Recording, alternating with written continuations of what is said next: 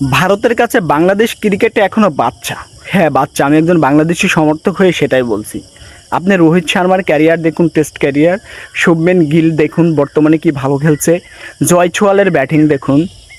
তাদের ব্যাটসম্যানের একটা ব্যাটসম্যানের সমান বাংলাদেশের 3টা ব্যাটসম্যান কি হতে পারবে?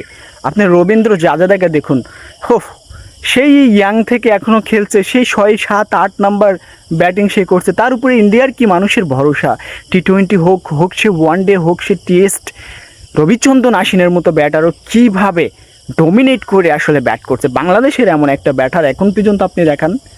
হ্যাঁ, বাংলাদেশের ব্যাটাররা ভালো খেলে। আপনি দেখেন মিরাজ, লিটন অনেক ভালো ব্যাটিং করে, যখন ব্যাটিং পিচ পায় একেবারে সহজ তখন তারা জ্বলে ওঠে।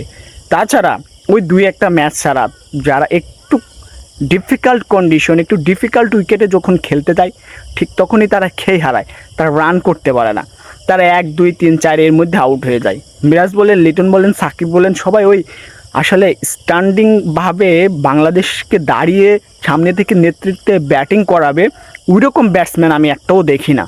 এই কারণে আমাদের এত অধপতন। আসলে এই ব্যাটসম্যানরা কবে বের হবে? ব্যাটসম্যানরা বের হবে তখনই যখন ফ্ল্যাট উইকেট হবে। বাংলাদেশের সর্বত্র মিরপুর, সিলেট, চট্টগ্রাম সব জায়গায় ফ্ল্যাট উইকেট করতে হবে, ব্যাটসম্যানের রাজত্ব এরকম পিচ তৈরি করতে হবে, তাহলে ব্যাটসম্যানরা কিছু শিখবে।